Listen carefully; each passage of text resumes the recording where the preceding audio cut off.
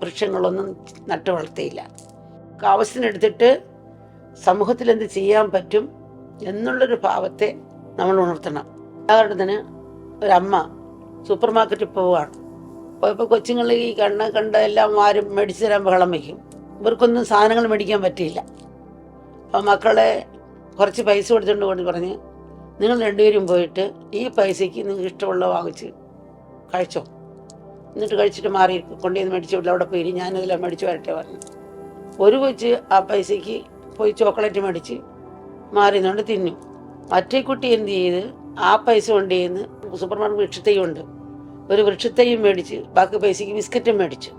എന്നിട്ട് ഈ കുഞ്ഞിൻ്റെ അടുത്ത് പോയി നിന്ന് മറ്റേ സഹോദരൻ്റെ അടുത്ത്. മറ്റേ കുട്ടി ചോക്ലേറ്റ് തന്നെ, പിന്നെ ഈ കുട്ടിയെടുത്ത് ബിസ്ക്കറ്റ് ചോദിക്കുക. ബിസ്ക്കറ്റ് ചോദിക്കാതെ തന്നെ അവൻ പൊടിച്ചു. ബിസ്ക്കറ്റ് ഇച്ചിരി കൂടുതൽ കിട്ടുമല്ലോ കഷ്ണങ്ങൾ. അപ്പോൾ ഇത് അവനും കൊടുത്ത് ഇവനും തന്നെ. ഇപ്പം വൃക്ഷവും മേടിച്ചു, കുറച്ച് പൈസ ബാക്കിയുണ്ടായാലും അവന് ബിസ്ക്കറ്റ് മേടിച്ചു. ബിസ്ക്കറ്റ് മേടിച്ചിട്ട് താനും തിന്ന് അവനും കൊടുത്തു. ചോക്ലേറ്റ് തിന്നെ കുട്ടി പിടിച്ചു പറിക്കാൻ പോയി, കൊടുത്തിട്ടും ബാക്കി പിടിച്ചു പറിക്കാൻ പോവാണ്. ഇതുപോലെ ചോക്ലേറ്റ് മാത്രം തിന്ന് ഒന്നാണ് നമുക്ക് നമ്മുടെ ജീവിതം നമ്മൾ എടുക്കുക. മറ്റേ അമ്മ തന്നത് സമൂഹത്തിന് വേണ്ടി ഒരു കരുതൽ വെച്ച കുട്ടി.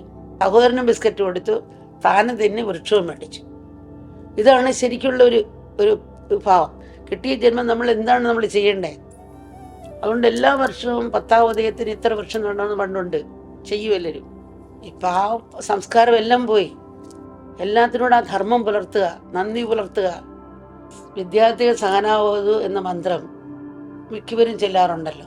തേജസ്സിനാമീത വസ്തു എന്നാണ് അതിൻ്റെ 4ാമത്തെ വരി. നമ്മൾ കരസ്ഥമാക്കിയ വിദ്യ നമ്മളെ തേജസ്വികളാക്കട്ടെ എന്നാണ് അതിൻ്റെ സാമാന്യാർത്ഥം. നമ്മൾ നേടിയ വിദ്യ നമ്മുടെ ആത്മബലത്തെ ഉണർത്തണം. അത് നമ്മുടെ ബുദ്ധിയെ പ്രചോദിപ്പിക്കുകയും മനസ്സിനെ ശുദ്ധീകരിക്കുകയും വേണം. അപ്പോഴാണ് നമ്മൾ തേജസ്വികളാകുന്നത്. ദേവി എന്നാൽ പ്രപഞ്ചത്തിൻ്റെ സൃഷ്ടിസ്ഥിതി ലയങ്ങൾക്ക് കാരണമായ ശക്തിയാണ്. ജഡപ്രപഞ്ചവും ഊർജവും പ്രാണനും മനസ്സും ജീവജാലങ്ങളും എല്ലാം ആ ശക്തിയുടെ പ്രകട രൂപങ്ങളാണ്. നർത്തകനും നൃത്തവും പോലാണ് ആ പരാശക്തിയും ഈ പ്രപഞ്ചവും. ആ ശക്തി തന്നെ പ്രപഞ്ചമായി മാറിയിരിക്കുന്നത്. ഒരു നൃത്തം ചെയ്യുന്ന ആൾ കളിക്കുന്ന സമയത്ത് അത് ശക്തിയോട് ഉപയോഗിക്കാം, കളിക്കാതിരിക്കുമ്പോൾ ബ്രഹ്മത്തോട് ഉപയോഗിക്കാം. അപ്പം തന്നെ തന്നെയാണ് രണ്ടും ഉള്ളത്. ദേവി സർവചരാചരമയാണ്. അതിനാൽ എണ്ണമറ്റ നാമങ്ങളും രൂപങ്ങളും ഗുണങ്ങളും ദേവിയിലുണ്ട്. അമ്മ എന്നാൽ ജീവസമൂഹത്തോട് ഏറ്റവും അടുത്ത് നിൽക്കുന്നു. ദേവി ജഗത്തിൻ്റെ പെറ്റമ്മയാണ്, പോറ്റമ്മയാണ്. എല്ലാ ആപത്തുകളിൽ നിന്നും കുഞ്ഞുങ്ങളെ രക്ഷിക്കുകയും ആവശ്യമുള്ളതെല്ലാം നൽകി പരിപാലിക്കുകയും ചെയ്യുക എന്നത് ഒരമ്മയുടെ ധർമ്മമാണല്ലോ. അതുതന്നെയാണ് ജഗദമ്പ ചെയ്യുന്നത്. ഒരമ്മ ഒരു പക്ഷെ വലുതാകുമ്പോൾ മക്കളെന്ന് പ്രതീക്ഷ വയ്ക്കും. പക്ഷേ ജഗദമ്പ അങ്ങനെയല്ല, പ്രതീക്ഷയില്ല. ജഗദമ്പ കൊടുത്തുകൊണ്ടേയിരിക്കുന്നു.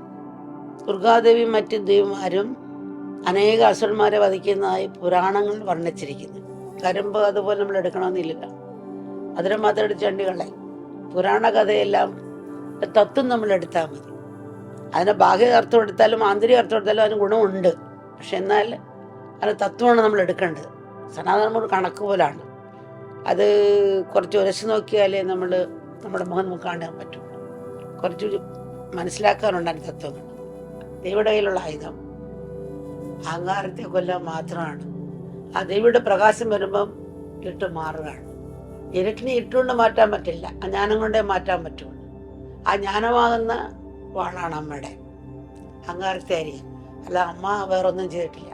അഹങ്കാരത്തെ, കാമക്രോധങ്ങളെ അങ്ങനെ കീഴ്പ്പെടുത്തിയവൾ എന്നൊക്കെയാണ്. അതാണ് ദേവിയുടെ കഴുത്തെ കിടക്കുന്ന മുണ്ടമാല ഇതൊക്കെ എന്ന് പറയുന്നത്. പിന്നെ ഓരോ ആയുധത്തിനും ഓരോരോ തത്വങ്ങളുണ്ട്. ദേവിയുടെ കയ്യിലെ ആയുധം ആ കത്തി ഓപ്പറേഷൻ ചെയ്യുന്ന കത്തിയാണ്, ആളെ കുത്തിക്കൊല്ലുന്ന കത്തിയല്ല. അമ്മയാണ്, ക്ഷമിക്കുന്നവളാണ്. ഇതെല്ലാം അമ്മയുടെ ആ രൂപം വെച്ചിരിക്കുക ആണ് ചെയ്യുക. പ്രപഞ്ച മാതാവില് അമ്മയിലെല്ലാം അടങ്ങിയിരിക്കുന്നു. പുരാണ കഥയെല്ലാം തത്വം നമ്മൾ എടുത്താൽ മതി.